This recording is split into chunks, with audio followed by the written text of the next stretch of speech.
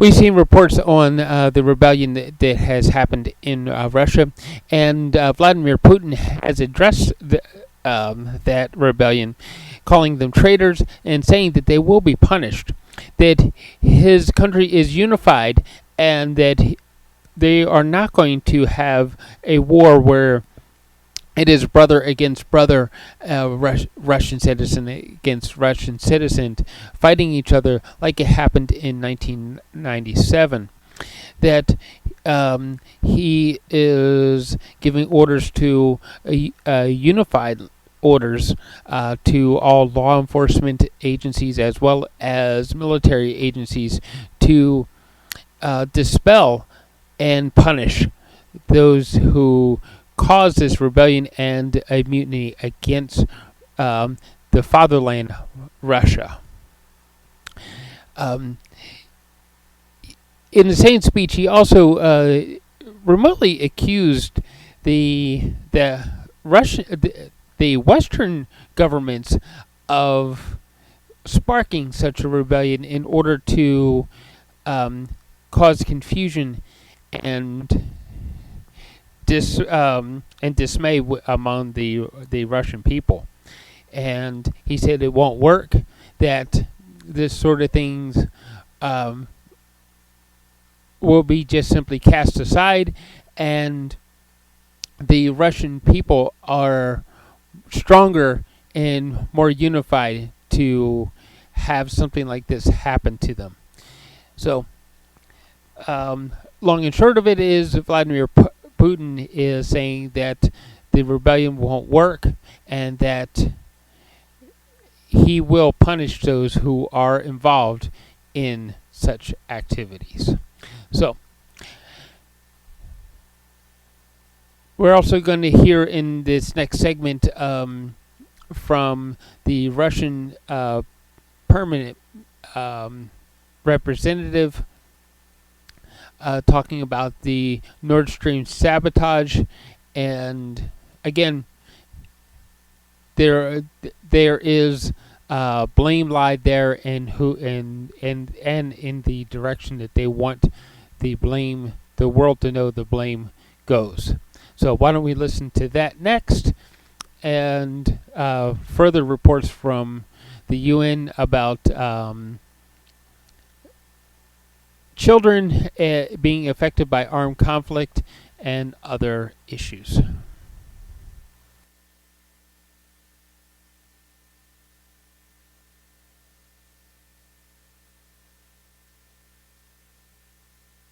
I know. Okay. Let's do it step by step. So, dear colleagues, I just wanted to brief you on the fact that we asked for closed consultations of the Security Council, again on the topic of Nord Stream sabotage. Last time we did it, yes, so I don't know, if I am too tall or, okay. So, we asked for these closed consultations again.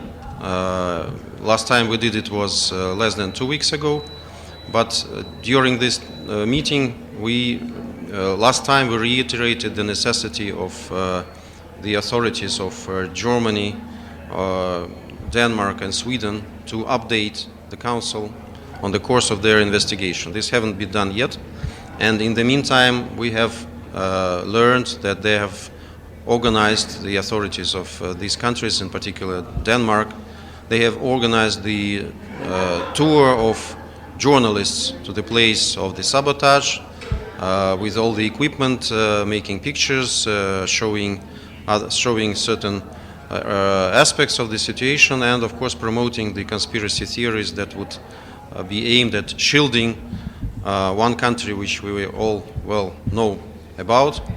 So we think that this is absolutely unacceptable situation, that our country, as a country that is affected by this crime, should be absolutely updated on this situation.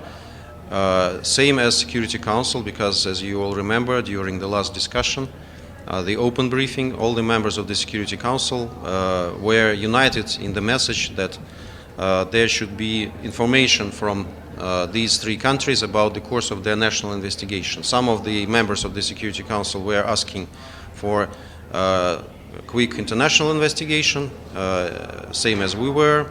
The others were asking to give some time, some space to these three countries, and the majority of the members of the Council supported this scenario. But we see that after that meeting, nothing has materialized, and we have all the reasons to demand from these authorities to speed up the investigation and to update the Council on the results before we consider further steps how to make those who are behind this crime accountable. Thank you. Ambassador, on the events of this past weekend, is there any information that Russia's intelligence knew about the mutiny, as your president calls it, before as the Biden administration had? And what is the future of the Wagner Group? Well, these questions are much above my payroll, as you might understand. I am not dealing with these internal issues. There are a lot of speculations in this regard in Western press. I will also not comment on them. I think all the clarifications have been made recently by the president himself. So I don't think that there will be more authoritative source than him. Ambassador, you called a meeting on Thursday about Ukraine. First, can you tell us what was the point of that meeting? The point of the meeting is to analyze the situation with the deliveries of Western armaments and military equipment to Ukraine and how it affects the prospects of finding peace to Ukrainian crisis. Do you not have a problem, though, arguing anything now in the Security Council about Ukraine, given that your invasion has backfired so spectacularly with a march on Moscow at one point? I don't see any connection, frankly. This is absolutely internal matter, and really I'm very surprised that you take this kind of logic. This is internal issue, and we settled it.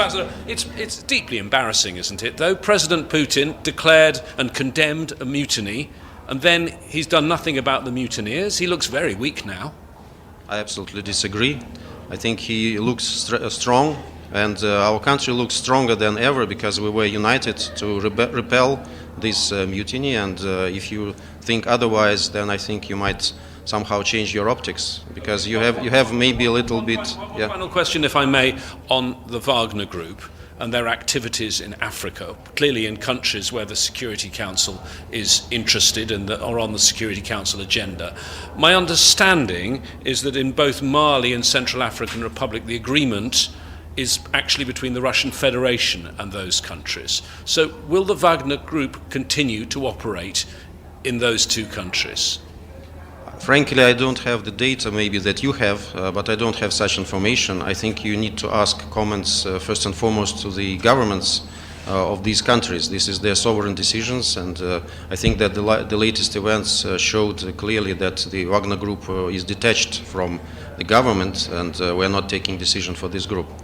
Sorry, Ambassador. But it's still, whether you say you're detached or not, you are a member of the Security Council, and the Wagner Group is operating in those countries. So I'm asking you, can you try and seek clarification of whether the Wagner Group is going to continue its operations? What is your understanding? I don't have even information that Wagner Group is operating in these countries, because this is a private military company.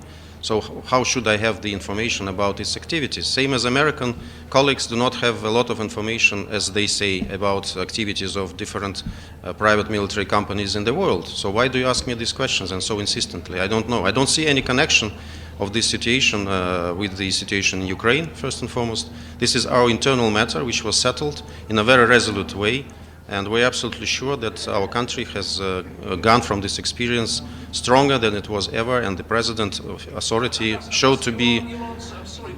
I'm sorry, with great respect, don't you abuse your answer doesn't make sense. The Wagner Group has been enmeshed in the Russian military operation in Ukraine since 2014. They work side by side and have done with your military. And you're telling me the Russian government knows nothing about what the Wagner Group are up to? But the fact that Wagner Group was making a rebellion against the Russian government, doesn't it show that Russian government was not involved in this situation? Many of Wagner fighters are real patriots of Russia, we admit it, and that's why they were participating in this fight against NATO in Ukraine. That was their deliberate decision, and we respect it, and we hope that there will be others who will be joining our legitimate fight for our freedom and independence. Okay? Ambassador, Yeah. your mission accused the hosting country, the United States, of incitement of defections. Do you have more details on this? And have you talked to your counterpart of the United States as well as the UN on this issue, and what's their response? Of course, we raised this issue several times. We all face constant provocations, constant materials from the internet, persons approaching some of us. Of course, this is very futile attempts. I don't know what they are counting on.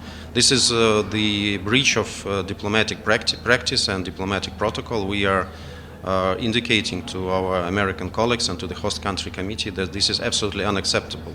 What's the response from the United States? The response from the United States? No comment, as usually. When they are embarrassed, they usually do not comment things. The United Nations.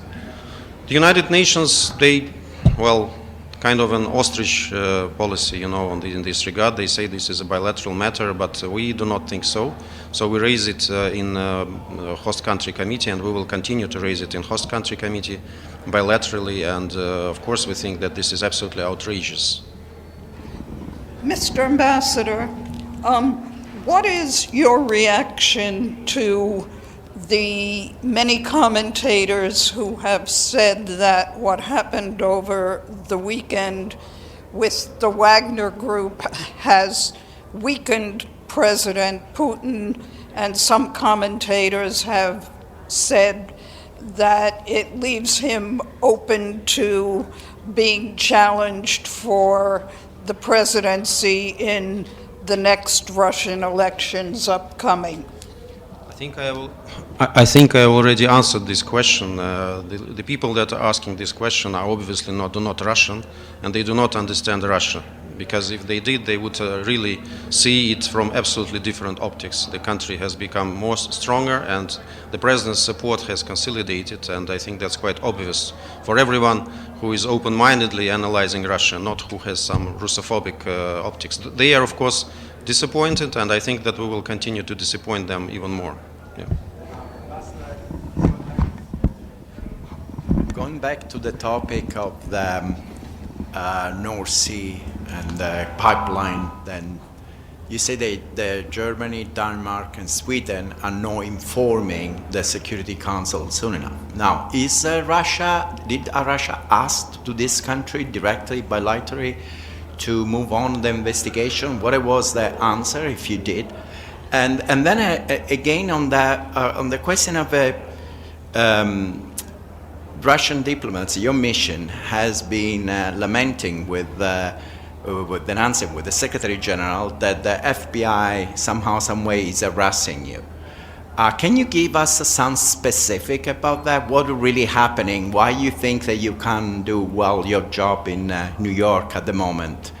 Because what's happening? Well, if I start from your second question, then I can tell you that it can be in different forms. Somebody would approach you in the streets saying that if we want some cooperation on your future, on your brighter future, you know where to find us, trying to get acquainted with our diplomats and with our staff. Sometimes you open Twitter and then you have this popping advertisement that FBI is thinking that you need to have a better future, so you have this or that contact line. But I think you have you can judge by yourself the futility of these attempts from the moment when the special military operation started. As for the first question, yes, we repeatedly approached the three countries asking to be part of the investigation and to update us on the state of the investigation.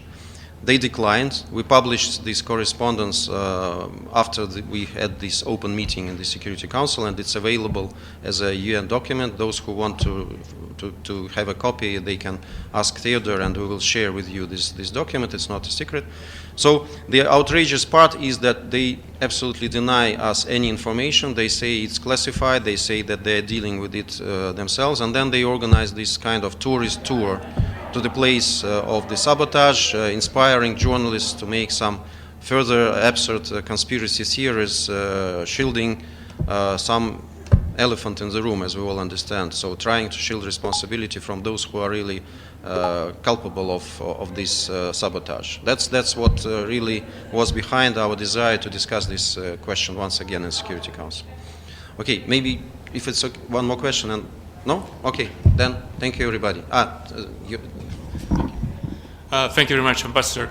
So will you raise the question of Nord Stream again at the Security Council next time?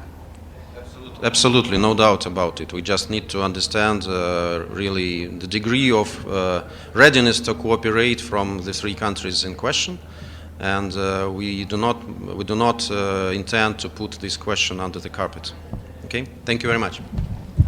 Just a technical one. Thursday is in the morning? Afternoon. Okay. Afternoon.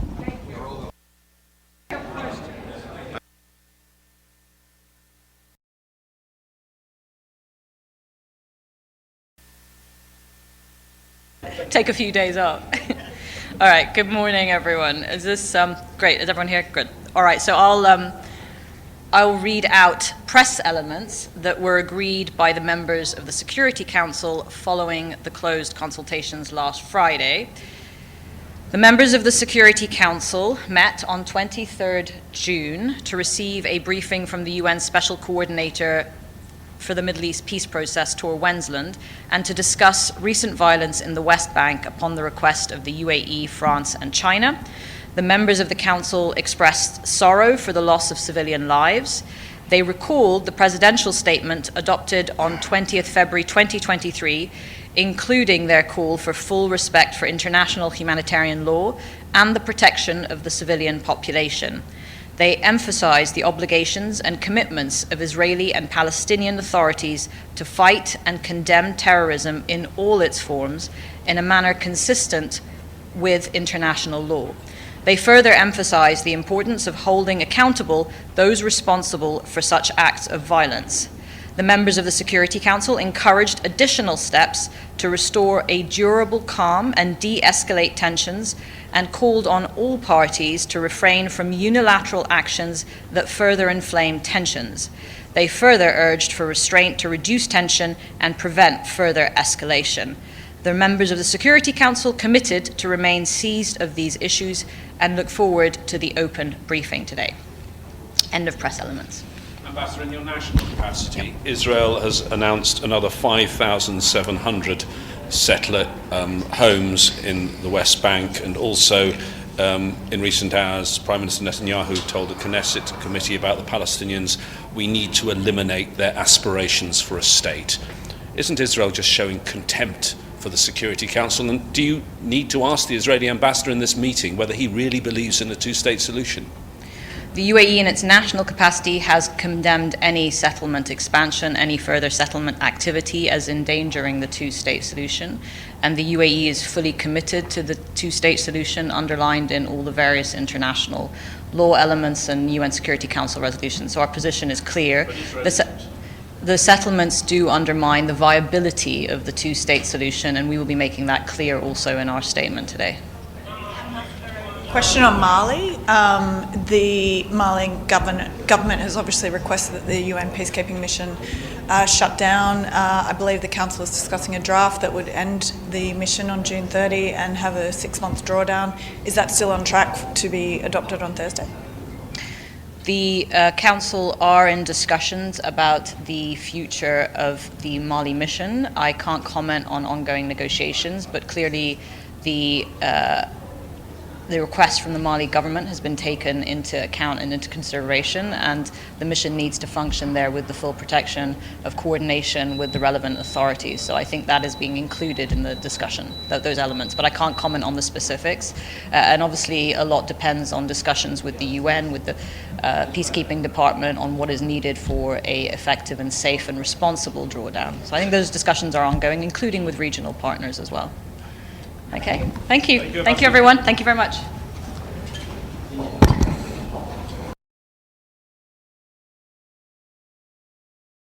Today, the Secretary General's Special Representative on Children in Armed Conflict, Virginia Gamba, whom you know well, and it's the time of year when you know why she is here to talk to you. The report on children in armed conflict has been published as a document today. There are some copies available, so you can have a look at it. And Ms. Gamba will now talk to you about some of the main points of this year's report, and then she'll take your questions. Ms. Gamba, over to you. Which one do I? This Oh, one. Okay, it's late. You're awesome. Yeah, thank you so much. And apologies again, we did have a glitch. The intention was to have it up at 8, so you would have time to read it before this meeting. So I really apologize. My people are in the back. If you would like afterwards for them to give you the email, and then you can send questions once you have time to read the report, they'll be happy to transmit them to me, because it's unfair on you. Yeah. Okay, thank you. So let me start by some of the highlights of the report. As you know, the report covers the year 2022. Just for you to know, the open debate under the presidency of the United Kingdom will occur on the 5th of July in the Chamber of the Security Council. I think while the past month have shown escalation with existing conflicts, as you all know, this report only covers the reporting period, which is from January to December 2022. As always, any subsequent events will be reported next year. There is one caveat for you to know. The report does cover, mostly in the development and concern sections, any mention of any engagement that with the parties to conflict that was commenced in 2022, and the status of that engagement goes all the way, let's say, even to May. And that's just to keep track on the engagements in that section. In 2022, children continued to be disproportionately affected by armed conflict. We had 27,180 grave violations against 18,890 children. About 2/3 of them boys, 1/3 girls, a little bit more than 1/3 girls. We covered 24 situations and one regional monitoring agreement, the Lake Chad Basin, as had been agreed 2 years ago. The lack of respect for international humanitarian law and human rights law had a devastating impact on the protection of children in armed conflict, which resulted in a dire year for children living in situations affected by armed conflict. Therefore, over 18,890 children have been affected at least by one of the 4 individual violations. You know, we have a mix, 4 individual violations, 2 collective violations. The individual ones are recruitment and use, killing and maiming, rape, and other forms of sexual violence and abduction. We are also able to say that at least 2,330 of these children were victims of 2 or more of the 6 grave violations. This is tragic, yet crucial information to have, as this confirms that grave violations are often interlinked. For example, a boy may be abducted and then recruited to fight and end up maimed or killed on the front line. A girl may be recruited to be used, then is raped, and end up killed in an attack on the camp where she is being held. This reinforces the importance to work on the prevention of grave violations and the provision of holistic reintegration support for all children affected by conflict. When we add the number of incidents of attacks on schools and hospitals and the denial of humanitarian access, which are the two collective grave violations against children, the number of grave violations reaches more than 27,000. Again, this is only verified information. I want to remind that these numbers are based on the monitoring reporting mechanism verification standard, which is proper to the Children and Armed Conflict mandate and differs from others such as human rights monitoring. Countries that recorded the highest numbers of grave violations in 2022 were the Democratic Republic of the Congo, Israel and the State of Palestine, Somalia, Ukraine, and Syria, while the countries that faced the worst deterioration were Myanmar, South Sudan, and Burkina Faso. The most prevalent violation in 2022 was killing and maiming, with more than 8,600 children killed or maimed. This was followed by recruitment and use of children with more than 7,600, and abduction with more than 3,900. The sharpest increase of the year is on attacks on schools and hospitals, showing a 112% increase from previous years, a staggering 1,846 schools and hospitals were attacked. Rape and other forms of sexual violence registered 1,166 verified violations, but we know this is vastly underreported. Despite not being a listable violation, the denial of humanitarian access remained very high, with 3,931 incidents verified by the United Nations. One wonders if this was a listable violation, whether this would be a lower figure. Although not a grave violation, the widespread military use of schools by both armed forces and armed groups during 2022 is again a very worrisome trend. Schools and hospitals should remain zones of peace. When they are not, they can become targets during fighting between parties to conflict, and children become part of this tragedy. Furthermore, the number of children detained remained high this year again, but decreased in compared to previous years, with 2,496 children deprived of liberty for alleged association with parties to conflict. I would like to remind that the detention of children should only be used as a last resort and for the shortest period. Alternatives to detention should be actively sought and reintegration support provided. Children should not be doubly punished by conflict. What are the changes to the report this year?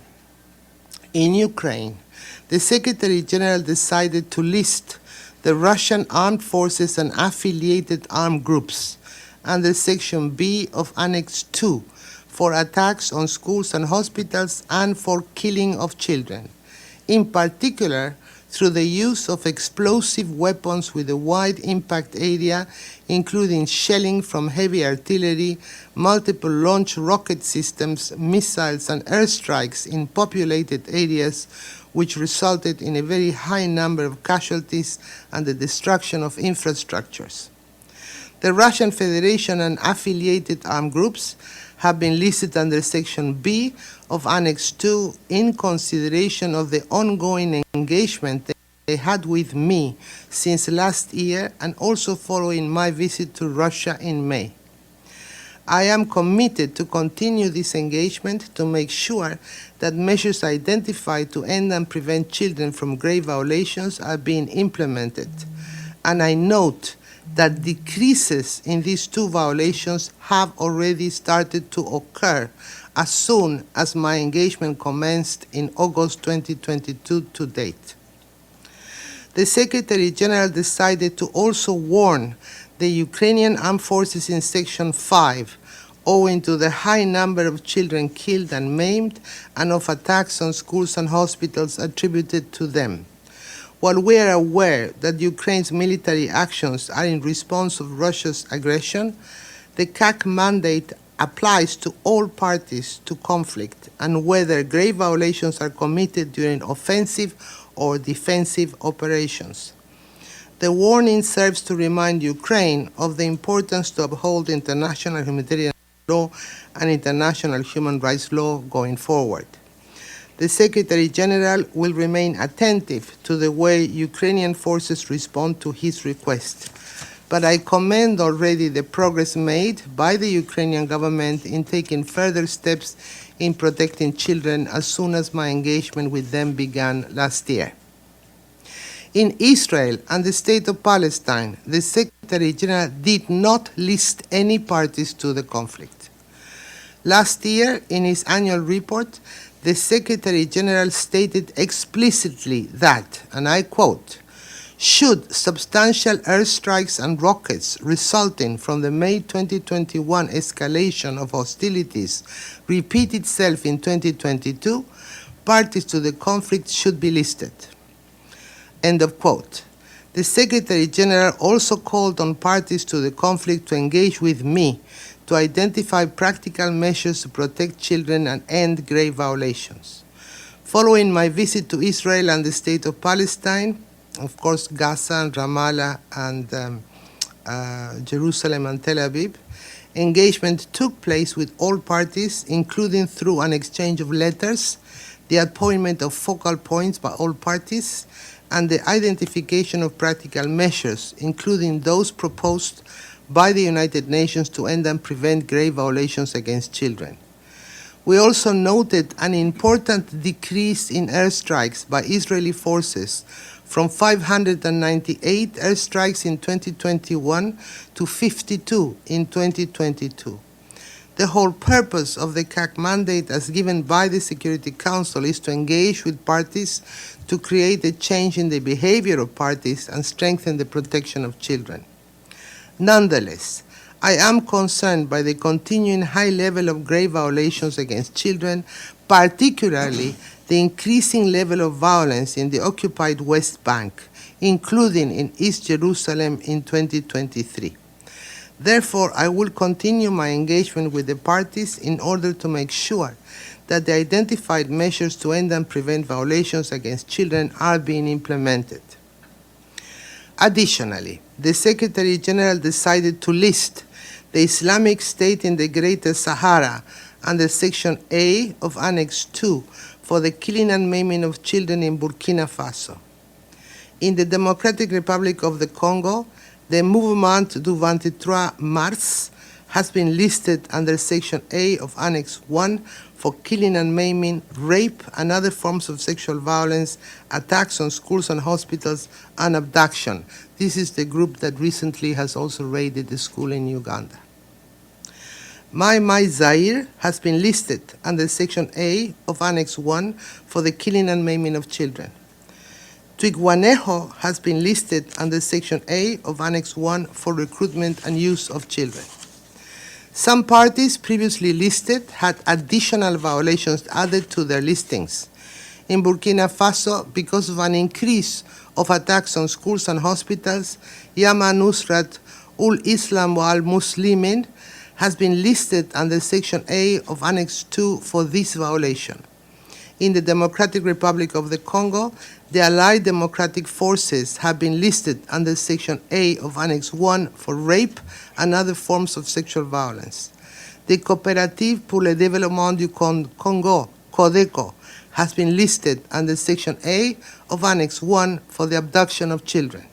In Myanmar, the Myanmar Armed Forces have been listed under Section A of Annex 1 for attacks on schools and hospitals and abduction, following an increase in these violations. Therefore, today they sit with 5 violations under their name. We also had some delisting, not much, but some delisting in the report. In Iraq, the Popular Mobilization Forces have been delisted for the violation of recruitment and use of children owing to a decrease in this grave violation attributed to them and the signature of an action plan to prevent the recruitment and use of children. I will be following this with a personal visit in November. Additionally, India has been removed from the agenda of CAAC, following concrete engagement with my office over the last 2 years. In Yemen, the security-belt forces were moved from Annex 1A to Annex B in recognition for their willingness to sign the existing action plan with the Yemen Armed Forces, and because they are embedded in the Yemen Armed Forces, today figure as state forces and not non-state actors. Finally, I want to highlight that the Secretary General has taken the decision to include 2 new situations of concern in the CAAC agenda. These are Haiti and Niger. To summarize, despite some progress, children have continued to suffer the consequences of man-made conflict in 2022. But this is not a time to give up. We need to redouble efforts and ensure that we have the resources and support to continue to monitor and report grave violations, provide capacity building, and pursue accountability and prevent all grave violations against children. Because of the word count, our report contains, unfortunately, very limited examples of the suffering of children. We have published today, there are some copies in the back, at the same time as the report, a summary document which includes additional information such as comparisons, information on gender, and individual stories for each grave violations, as well as a useful map for you to have. It is an invitation to look beyond the numbers, and I invite you to have a look at it.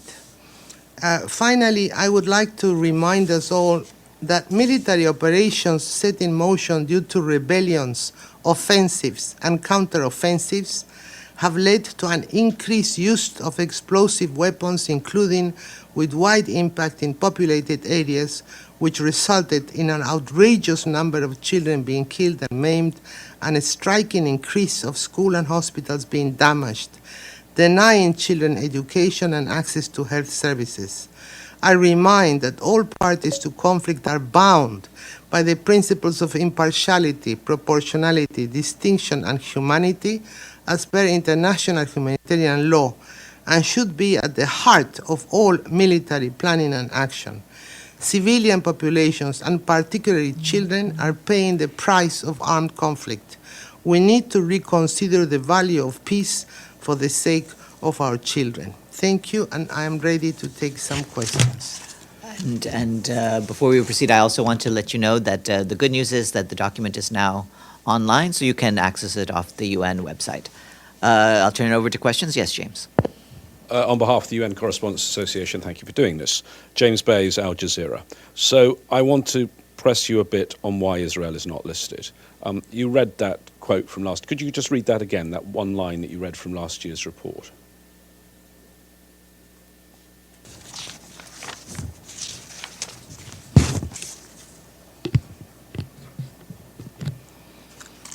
Should substantial airstrikes and rockets resulting from the May 2021 escalation of hostilities repeat itself in 2022, parties to the conflict should be listed.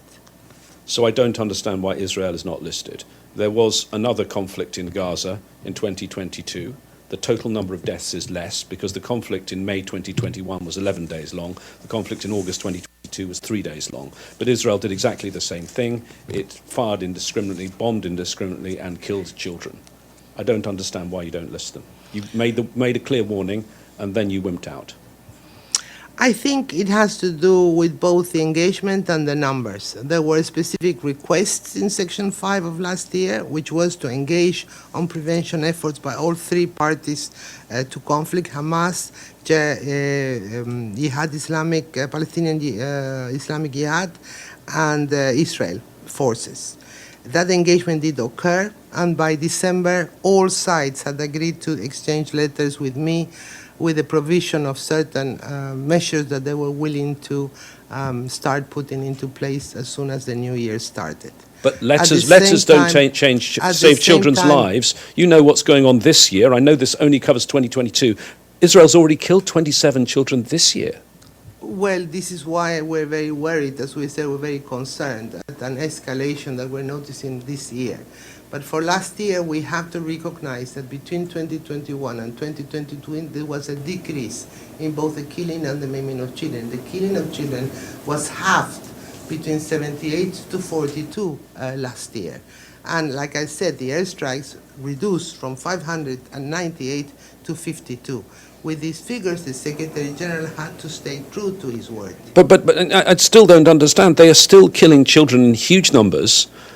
Really, dreadful the figures are. Just because the figures in 2021 were more dreadful because the war lasted slightly longer. And I know your report is only supposed to be for 2022, but you have the benefit of knowing what is coming, and you could have sent a clear warning, a clear signal to Israel that might have saved children's lives by putting them on the list. I think we have to give time for the measures that we have agreed, both sides have agreed to implement this.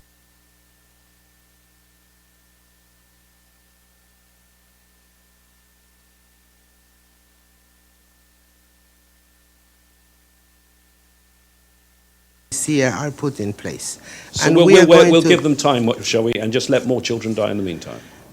I don't think that's a very fair comment. I think what is fair is that never before have all three parties agreed to put their signature behind measures to be put in place to reduce and mitigate the results of these violations against children.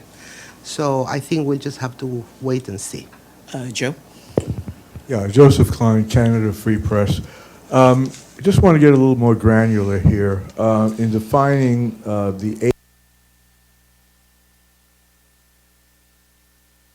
age range that encompasses the children that you are reporting about. Because, again, in your discussion about Israel and Palestinians in the West Bank, you seem to lump all children together as killed and maimed by Israeli forces during law enforcement operations by the use of live ammunition, without acknowledging that there have been substantial reports of Palestinian militants going down to the ages of as young as 13 who were engaged in the violence, shooting, stabbing, and so forth. So they were not innocent bystanders. So I'm wondering to what extent you were able to drill down to see whether and distinguish between children who were innocent civilians versus those who were actually perpetrators and were involved in the exchange of gunfire that occurred, for example, in the West Bank. Well, this is something that is, in a way, at the heart of our mandate. For us, the definition of a child is from 0 to 18 years old. And a child is a child is a child, including when they are perpetrators of violence. This is why, when we talk about the best principles on detention or deprivation of liberty of anyone between 0 and 18, this is why we advocate very much against things like the death penalty for perpetrators that are children in some situations, like recently in Somalia, in Puntland, where 4 of them were sentenced to death. We say a child is a child. They should be put through juvenile courts. They should be tried as children when they're found to have been guilty. We cannot make a distinction between children that are fighting against armed forces. We think it's regrettable. We understand the situation. We've had this in many situations. We've had this in Yemen because we've had this very much in Afghanistan as well, where the Taliban were known for large numbers of recruitment and use of under 18-year-olds. So for us, a child is a child is a child. A violation will be recorded, even if it's the killing, maiming, or detention of a child that is found guilty of some type of violence or perpetration of an act. There are and there is information in the annual report at times, like I said, we have a problem with the word count, that specifies if a child was maimed when that child was in the course of attacking with a knife somebody. So we do try to give some nuance to this. Wouldn't it have been helpful to at least acknowledge in the paragraph where you're mostly criticizing Israel for carrying out law enforcement operations, to also note that they were met with rounds and rounds of gunfire from Palestinian militants that included children who were recruited. I know you make a general reference about recruitment, but don't you think in the context here that that should have been acknowledged about the dangers to children, again going down as low as 13 or maybe even younger, yes. who were recruited or who on their own volition put themselves in danger by participating in the exchange of fire and so forth? I think I know you received the report very late, but I really trust that you will read all the paragraphs from 85 to 100 that refer to Israel and Palestine, and you will see there are paragraphs appropriate for Israel, which are recommendations for Israel, but there is also paragraph appropriate to the Palestinian groups, particularly the PAG and Hamas, but also Palestinian authorities on what is expected of them. And if it's any help, in the measures that we have agreed, they are, as you know, confidential. Whenever we sign a joint action plan or there is an exchange of letters on measures agreed by both parties, I really worked very much on the issue of non-recruitment and use of children below 18 from both Hamas and PIJ.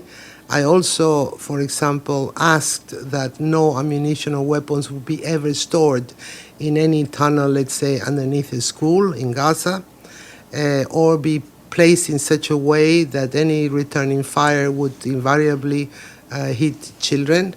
On the other hand, with Israel, there are mentions in the report already of the many activities and actions that they're prepared to undertake. Perhaps some of the more representative actions that they are prepared to undertake is to revise the standard rules or aggregate specific rules of engagement in special operations that would govern the use of live ammunition when the targets are suspected minors. Also, we worked very hard in trying to speed up the granting of medical permits of almost 3,000 violations attributed, or 1,800 violations attributed to Israel, are delays in the granting permits for children to leave Gaza for medical treatment. And in some cases, this results in death. And so we are working on trying to speed up the process of complying with permits. There are a number of measures that both sides have agreed to do. I have to say, though, I am very concerned, not just at the first 3 months of this year, what we're seeing mostly in East Jerusalem and in the West Bank, and we're keeping a very sharp lookout for these issues. I'm very concerned at the increase in the use of firearms by civilian populations. There seems to be an influx of illicit firearms, particularly in that vicinity. There seems to be a use of social media that we cannot get our head around, where children might be incited. And it is not clear who the main inciting agent might be. But I think this is happening. At the same time, there is a very big increase in killing and maiming attributed to the Palestinian Islamic Jihad, and it's mostly through their reduction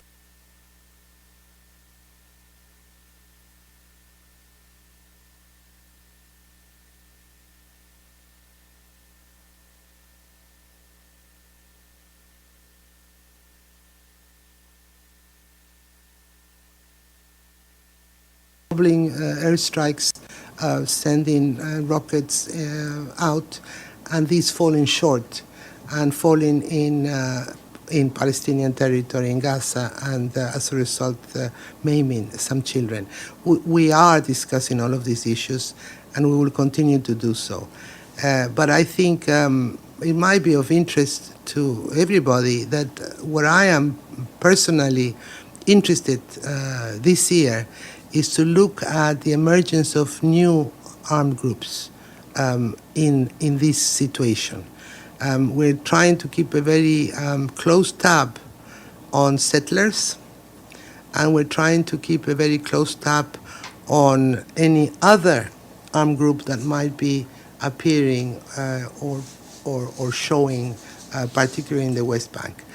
Hopefully by the end of the year we'll have more clarity, but we're determined that the measures that have been agreed to be put in place by all three parties be done.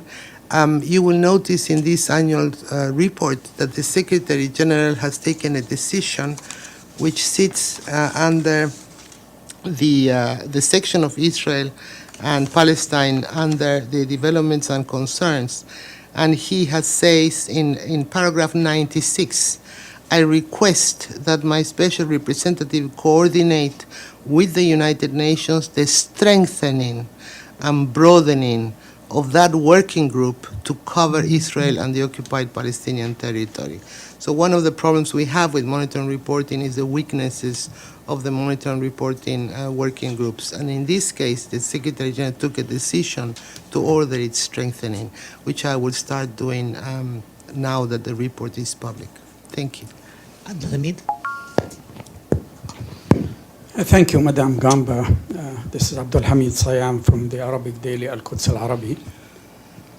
Last year I asked you if you feel comfortable with this report not listing Israel and if you sleep comfortably at night seeing all these atrocities. Now the situation is worse, okay, as you know. The five major countries who abuse the rights of the children are as follows. First, Palestine and Israel with a 3,133. Second, Somalia. Third, Syria. Fourth, Ukraine. And fifth, Afghanistan.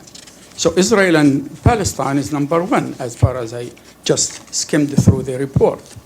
So that means the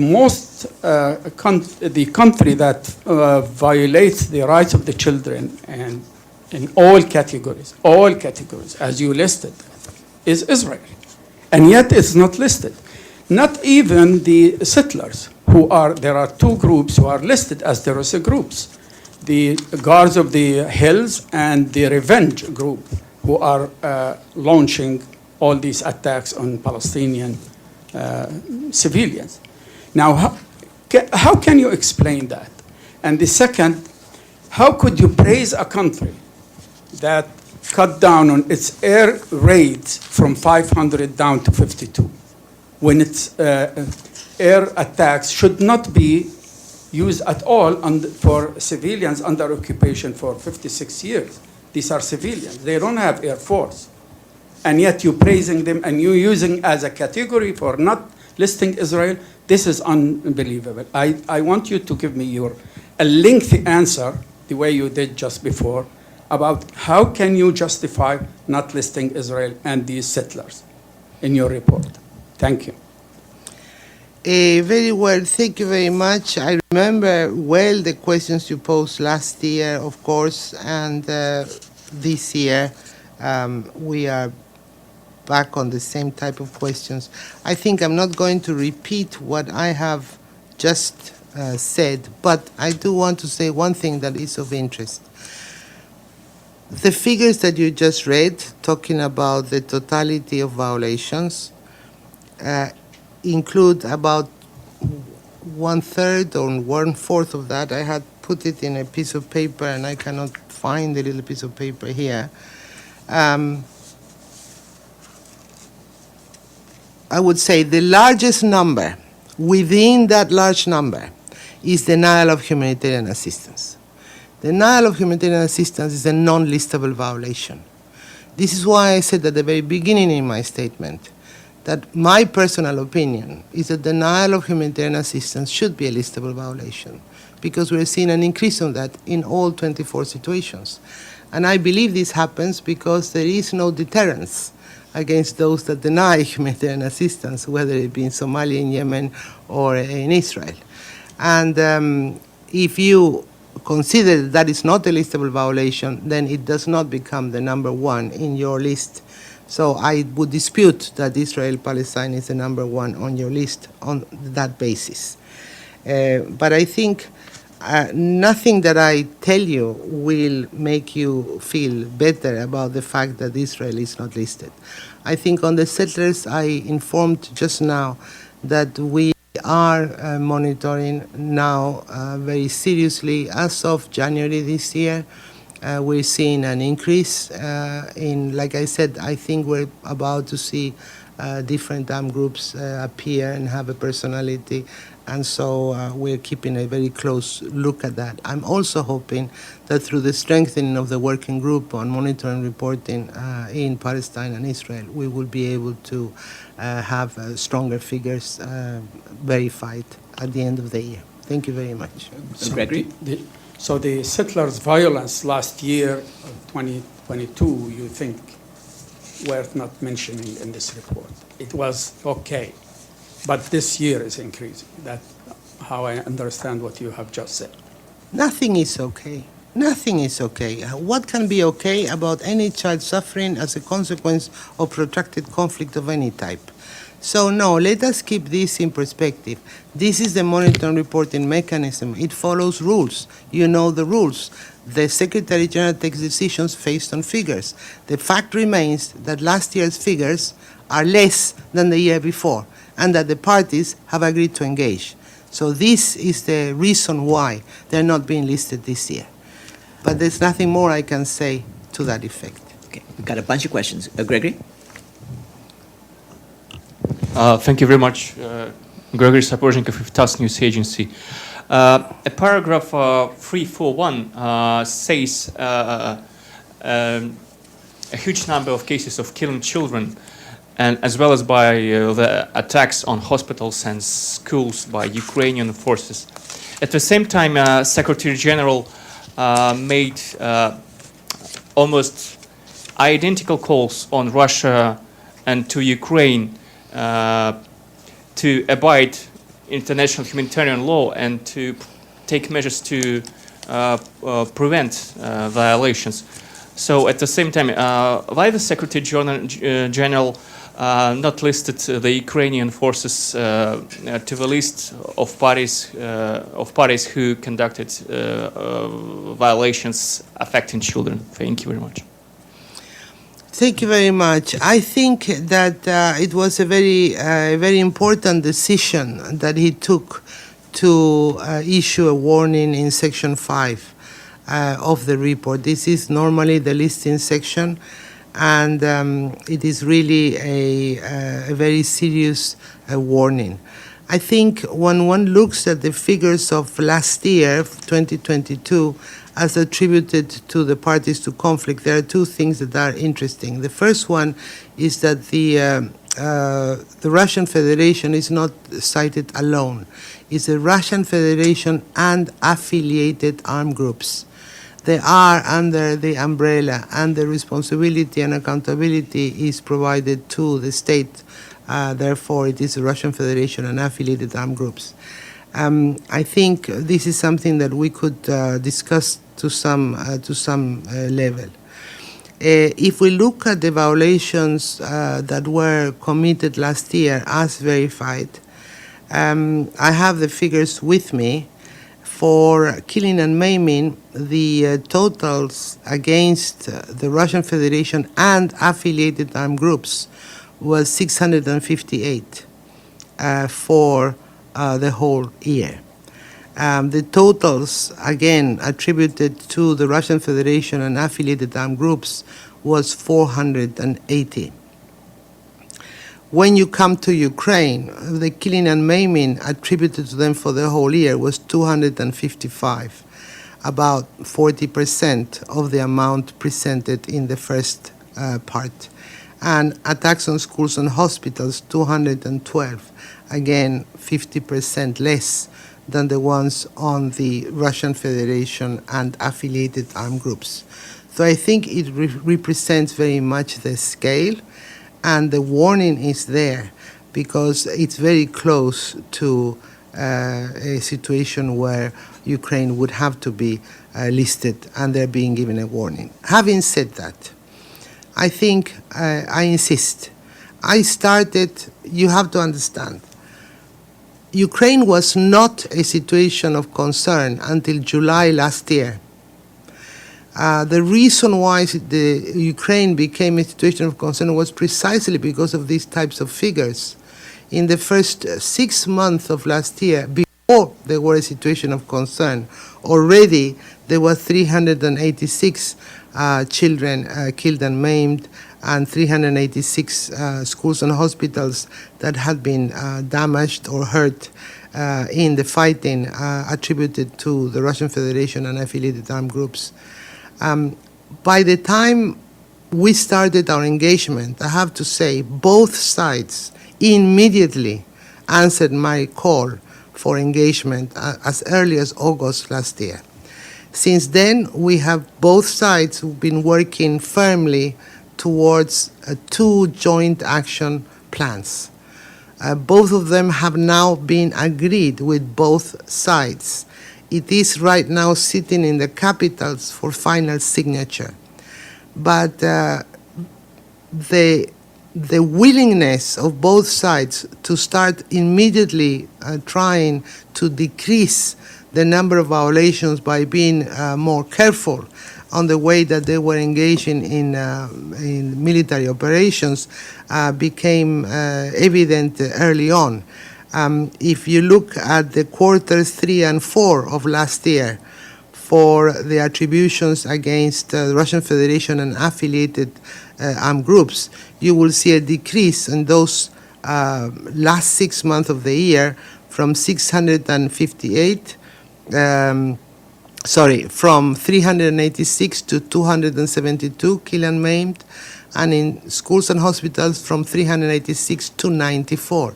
It's a significant decrease. When we go to the first quarter of this year, the decrease continues. I fully expect that when the joint action plans are signed, this will happen. In the case of Ukraine, the same thing was true. They had 196 in the first quarter, killed and maimed, against 59 in the second part of the year after we started the engagement, and 159 schools and hospitals in the first 6 months of the year, and then 53 in the second part of the year. So we are seeing that the engagement is beginning to work, and both sides are very careful. But the report does not just cover from the moment there is a situation of concern. It has to cover the whole year.